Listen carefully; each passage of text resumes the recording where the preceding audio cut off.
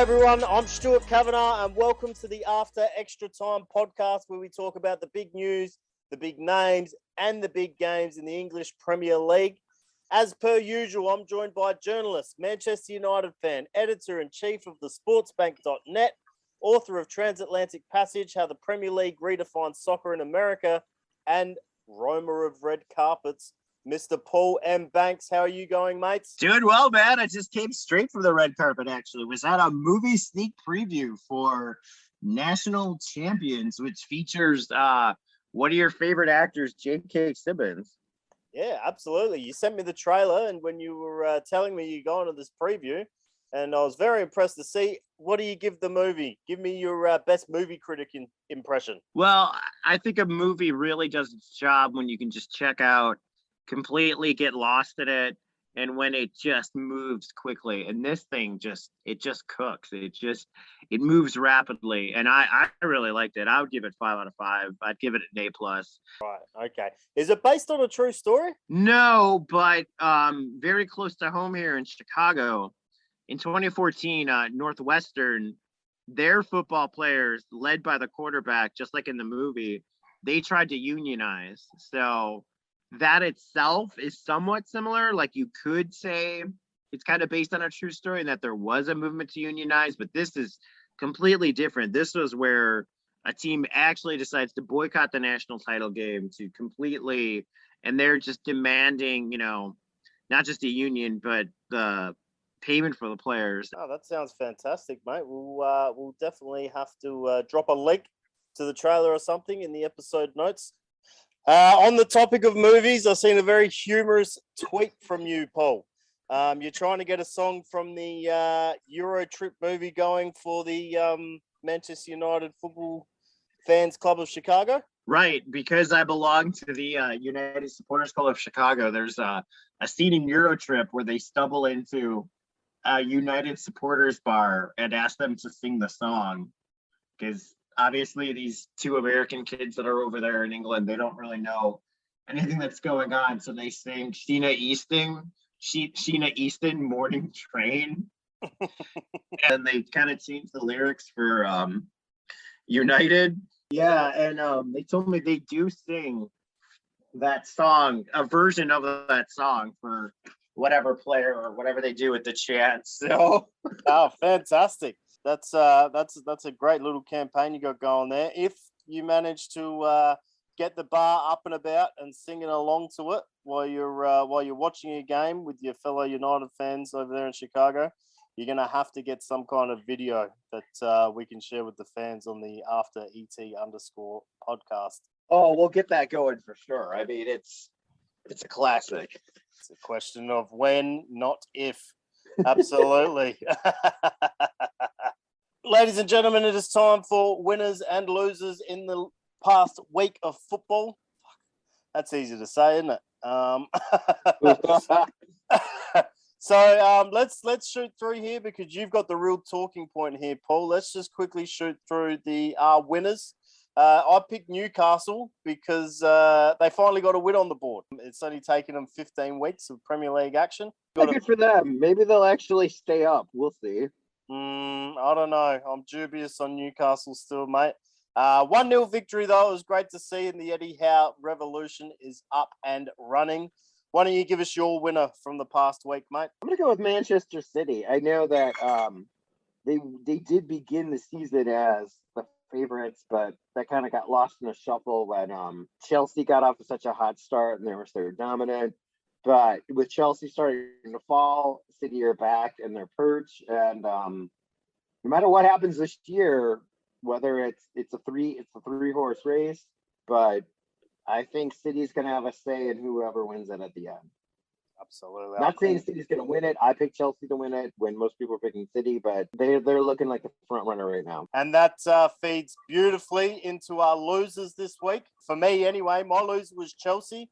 They really lost some ground this week. Not only did they lose to West Ham, but they failed to beat Zenit St. Petersburg in the Champions League as well. In a 3-horse race like we're having at the moment, like you just mentioned, between City, Liverpool and Chelsea, any drop points are going to be crucial, and the other two teams capitalise, and Chelsea find themselves just on a mini slump. It's not an Arsenal level slump from the start of the season, but it is a mini slump. They failed to win in their last two games, so that's why they're my losers. But Paul, you have got the pick of the bunch. You've got the big talking point this week. Why don't you lay it out for all the listeners out there, mate? Without a doubt, it is the number one talking point in the world of football, and my biggest loser is Tottenham Hotspur, because not only was their Europa Conference League game postponed today, but now their Sunday fixture against Brighton and Hove Albion is also postponed due to a COVID outbreak.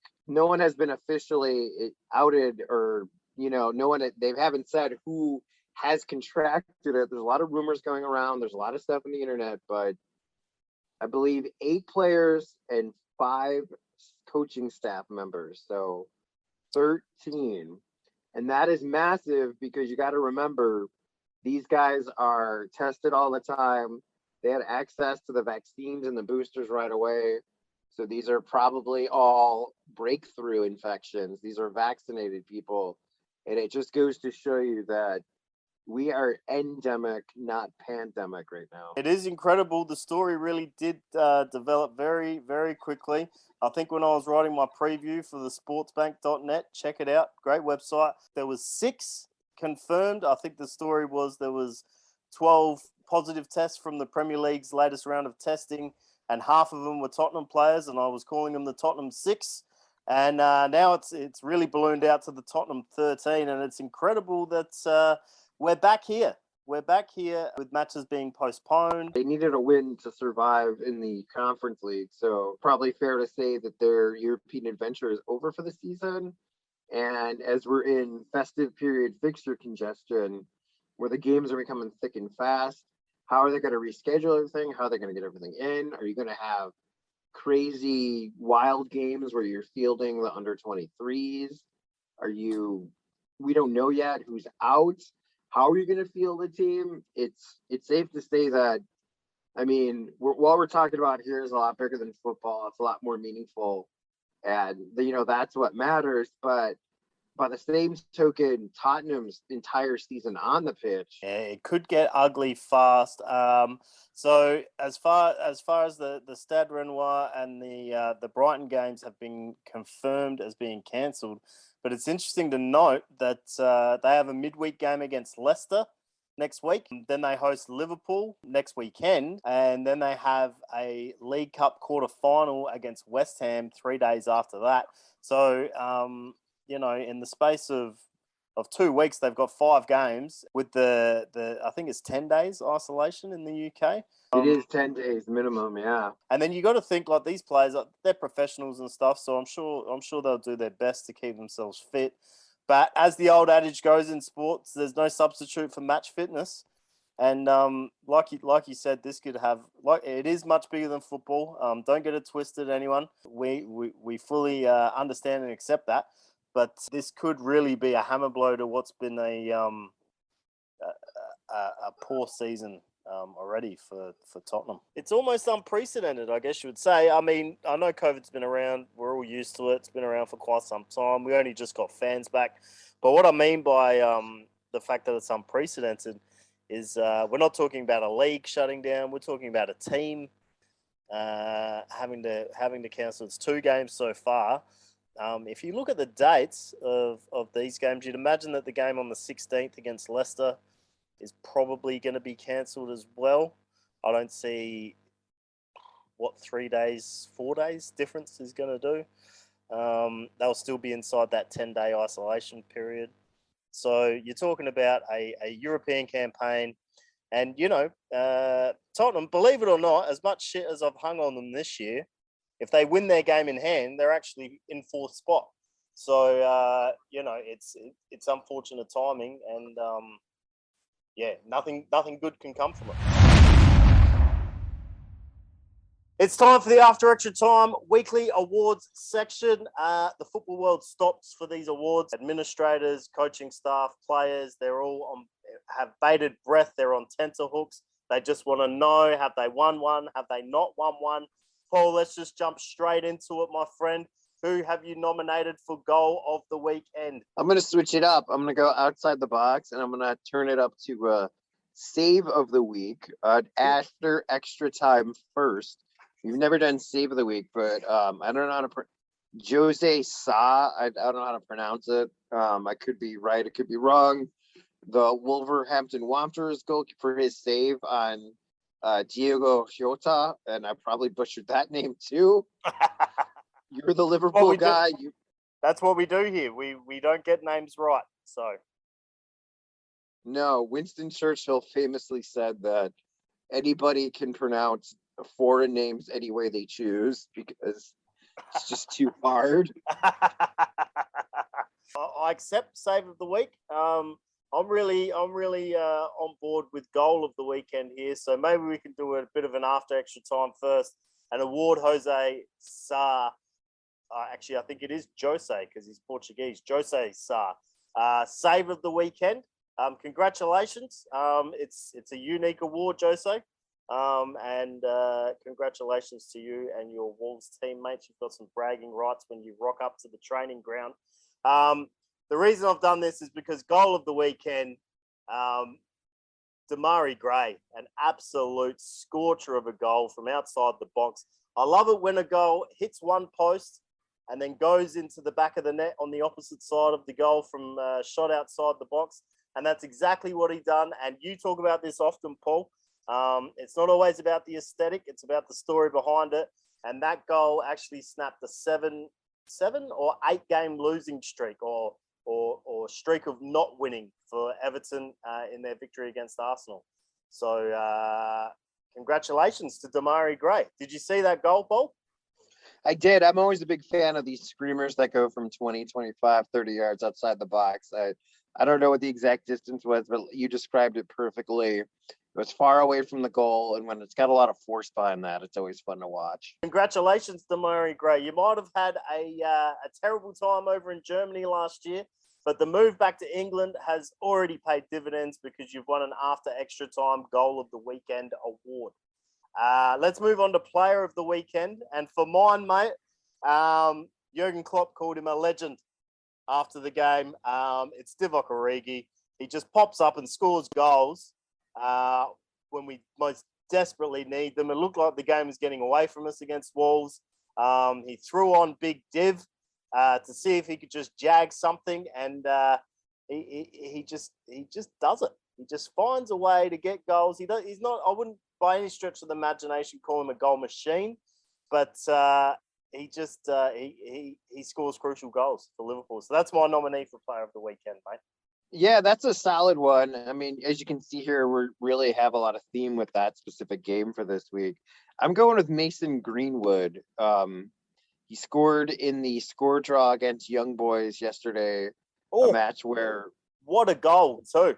Sorry to interrupt you, but my God, I wish we could have nominated that for goal of the weekend because that was an absolute screamer of a goal.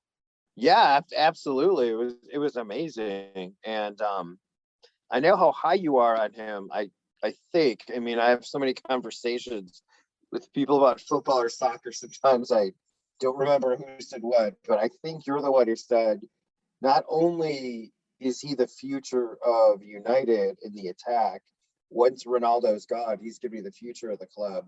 But I think you said that he's going to replace Harry Kane and be the future of England. Absolutely. Yeah, I 100% said that, and I 100% stand behind it. He's a phenomenal player. And, it was good seeing him get a little bit of shine in the Champions League just gone. It was a fantastic goal. Okay, so let's award that one to Mason Greenwood. Congratulations, mate. Ronaldo might have the shits on because you don't pass him the ball, but you've got something he doesn't have, and that's an after extra time player of the weekend award. You can rub that in his face next time you're both at the Carrington training ground. Yes. Let's move on to match of the weekend. Mine, honestly, you're going to have a hard time changing my mind here, Paul, because that West Ham versus Chelsea game was just phenomenal. West Ham were nowhere, and then all of a sudden they were level, and then Matsuaku, was it a cross? Was it a shot? who cares? It went in the back of the net. Chelsea dropped points, and it was just it was a phenomenal East meets West London derby in the Premier League that finished 3-2. Can't argue with there. I mean, you're right. It was amazing, and you kind of had it to the Hammers how far they've come. I mean, 2 seasons ago they were on the brink of going down. Last year they had their best season since I've been following the Premier League. Certainly their best season in a while. Now maybe this is finally the year they sneak into the top 4. With results like that, they probably could. I'm going with Liverpool Wolves just because, Wolves took them to the death.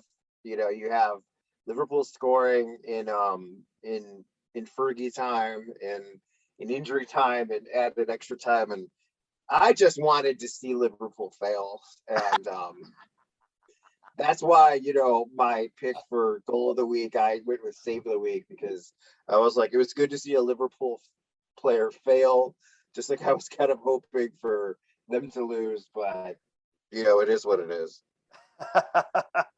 Notice I even said Fergie time there. I used the United reference to talk about injury time.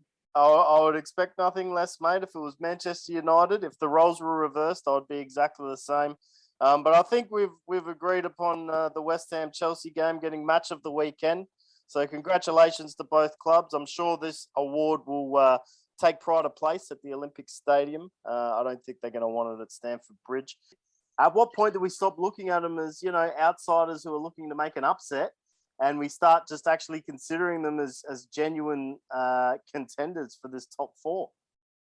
Well, they have history, so we got to give them that. Leicester, I thought, would have been the team that could do that because they had that shock title in 2016, and then they missed the top 4 on the last day of the last 2 years. But now they've taken a step back. You got to wonder who's going to crash that proverbial Big Six party when you have Tottenham struggling even before the COVID issues, Arsenal being a mess recently, and then, of course, United always in perpetual new manager rebuild. So the door is open. We just haven't seen somebody who's willing to walk through it, and maybe West Ham will be that.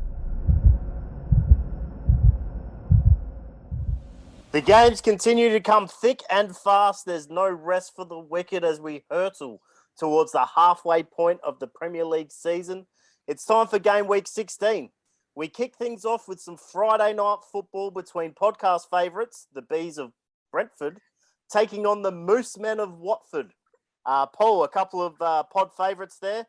How do you see this one going? Well, we were disappointed in our Bees. They just couldn't let it be and get the win that we thought they would. So that said, I am definitely not a believer in Watford either. I'm still gonna stick with our London guys here. I think they're gonna get it done.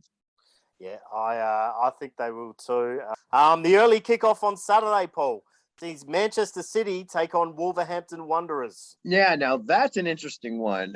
Again, much props to the Wolves for sticking with Liverpool, almost getting a point out of that. Went all the way to the 90-minute +4. That said, City seems to be kind of lethal. They seem to really be in their cutthroat mode right now. So I think City will probably win this by 2 or 3. Yeah, I think it will be a comfortable victory for City. They did lose to RB Leipzig in the Champions League, but they very much played I wouldn't say it was a poor side because it was probably a good enough side to beat most teams in the Premier League. But it was a different side to what Wolves will face this weekend. And I think Manchester City will win. Moving on to the 3 p.m., the classic kickoffs. And I've got to tell you, listeners, there's not any blockbuster games this weekend. I've picked one for a focus. But Paul and I put our heads together this week, really just combing through these fixtures with a fine-tooth comb. And we couldn't find anything much to talk about. So don't blame us. We're just the messenger boys. But with that said, let's move on to the 3 p.m. kickoffs. First off, we have Arsenal taking on Southampton. No, I still think Southampton are going down at the end of this season. I think Arsenal are starting to get it together. I think they're really leading with youth right now, and they're kind of hinging on that. So you're going to have ups and downs all over the place. but I think this is going to be an up, and I think they'll take care of business at home against South Coast Club. I agree with your point that they're leading from the front with youth, and I agree that Arsenal should probably win this one. Next up, we have Chelsea taking on Leeds United at Stamford Bridge. Can Chelsea get back on the winners list, Paul, after a bit of a rough week for Tuchel's men? Yeah, you're really starting to see how hard it is without N'Golo Kante. Also, they've got some other issues in the midfield. I think the problem is they're really not getting things set up. They don't have their table setters. It's not flowing. It's not kicking. And eventually, we knew the injuries would take their toll on them. That said, Leeds is kind of a mess. So I really think they'll win this one, and I do think they'll win it comfortably. Yeah, I agree with you. I think that that Chelsea should win this one quite comfortably. Leeds are a mess. So all that being said, that's a big tick from Paul and Stewie. We're both going with Chelsea there. Next up is the game I've picked for the focus match.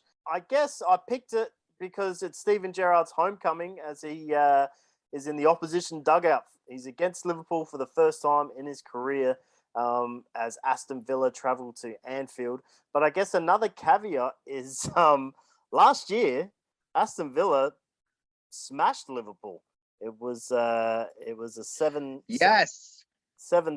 So there is a bit of revenge on the menu, I think. But the main reason I picked it, that didn't even occur to me, was the Steven Gerrard homecoming.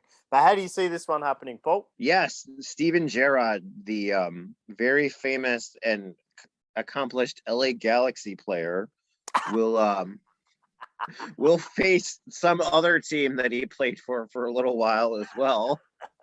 No, it's funny though. It's funny that we've got all kinds of connections on this podcast. We've got all kinds of it's all about the circle of life tonight, because I mentioned that Liverpool Villa game in one of the cup competitions in the Open. And I do remember 7-2 because United lost 6-1 to Tottenham on the same weekend. That's right. But Liverpool took the heat. Yeah, just think about how crazy that weekend was. I believe it was in September of last season. But with Villa, they've been very mid-table. They've been exactly who they are. I'm glad Stevie G is getting a chance. It's great for him that he's been such a high riser and that he's moved through the ranks so fast. I think Liverpool are going to take it, though. I think it's going to be I'm glad you picked this. This is fun. It's got storylines. It's got narratives, because it is a week where there isn't much to choose from.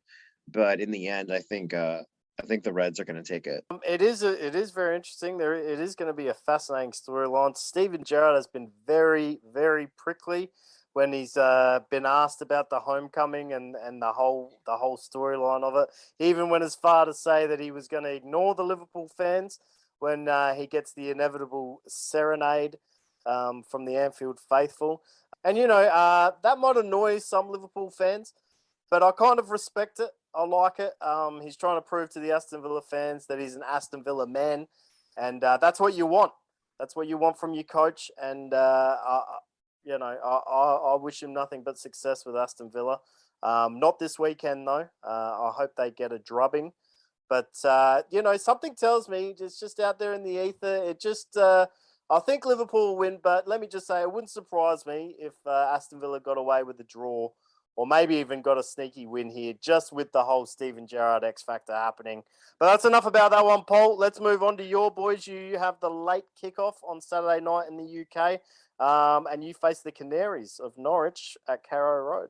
Yeah, and when I did this preview, I've been waiting for a while to do this. There is you can find a lot of photos online of Snoop Doggy Dogg, Snoop Dogg, Snoop Lion, rocking a Norwich City jersey in 2015. So fantastic. Norwich City themselves tweeted it out, and it's about the most interesting thing lately for this club. But even though it was 6 years ago, it's still the most interesting thing you can think about with them. So for what it's worth, I'm just going to jump in. Sorry to push in there a bit, Paul. But No, I think Otis is pushing both of us in right now. I think Manchester United should account for Norwich City pretty comfortably. Norwich do have their tails up a little bit, but I think it's a bit of a stretch to say that I could seriously see them taking United. So I'm going for a United win here. It's Manchester United quite comfortably. Of course. Absolutely. I mean, what else am I going to say? Okay, let's move on to the Sunday fixtures. As we touched on earlier, Brighton and Hove Albion's fixture against Tottenham Hotspur has been postponed due to a COVID outbreak in North London. Well, not in North London. That's misleading. At Tottenham Hotspur. So that game won't be taking place. Yes, if you're listening in North London, don't worry. That's okay. Just calm down. I got a bit excited. North Londoners, it's just Tottenham. So it should be fine. Let's move on to Turf Moor, where Burnley will face West Ham United. Paul, you got a prediction for this one, my friend? Yeah, I think the Hammers are going to put the hammer down and take care of it. I think it's now or never if they're going to start to make their push. If they can be in top 4 come Boxing Day or into the New Year, then you got to say they're for real. Absolutely, yeah. Hammers to lay the hammer down. I'm 100% on board with that. I think they'll pick up 3 points, and I also concur with your summarization that if they're there come the new year, if they've consolidated themselves in the top 4, then that's when we'll start talking about them as a real threat for the Champions League places. 2 p.m. Sunday, King Power Stadium. Leicester City, who are in a bit of atrocious form at the moment. Brendan Rodgers had a bit of a stab at him this morning or tonight or this afternoon, wherever the hell you're listening. We've got listeners all over the world.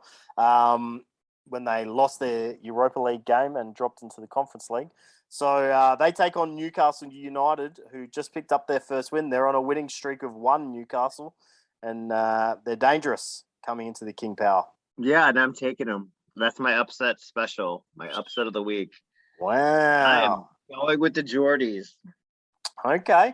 Interesting, Paul. We'll definitely have to revisit this one. One of us always seems to pull out a bit of an upset week to week. And I think this is probably a good one. I guess I half did one with Aston Villa, but covered my ass by saying Liverpool will probably win. That's weak as piss on my behalf. Yeah, come on, man. But I got to disagree. Even if you pick a draw, at least you're picking a result. But you gotta pick something. I'm going to go Leicester in this one, mate, and I'm going to stick with my Liverpool prediction for the Villa game too, just for all the listeners out there who are wondering. Let's move on to the final kickoff of the week.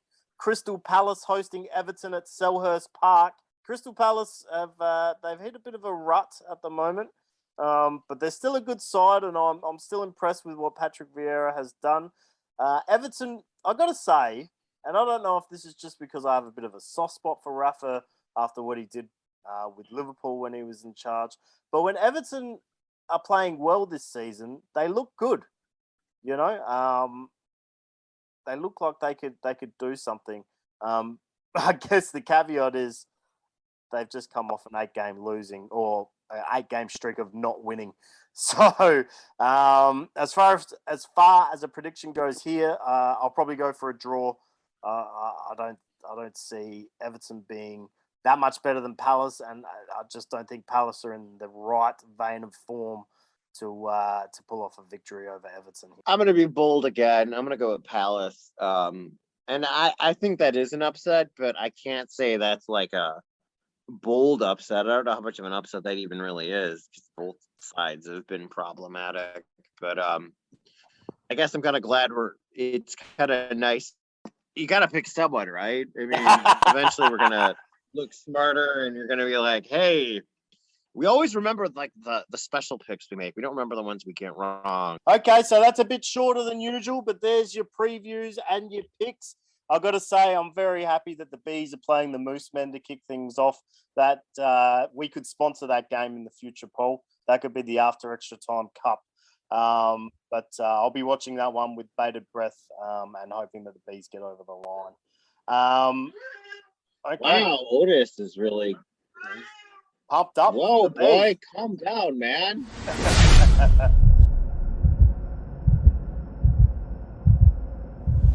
Paul, my friend, it has been a pleasure as per usual. I love our weekly chats about the Premier League. But what have you got on? What have you got going on that you want to let the folks listening at home know about this week?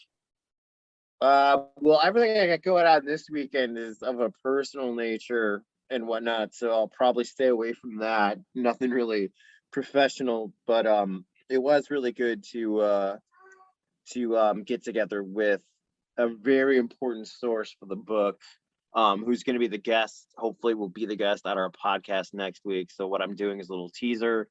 I just met up with him at happy hour before doing this pod, and I sold him a copy of the book. And he's just a very special guest because it wasn't just interviewing him for the book, but who he put me in touch with that were other sources. So I would say everybody get ready because next week's episode is going to be amazing.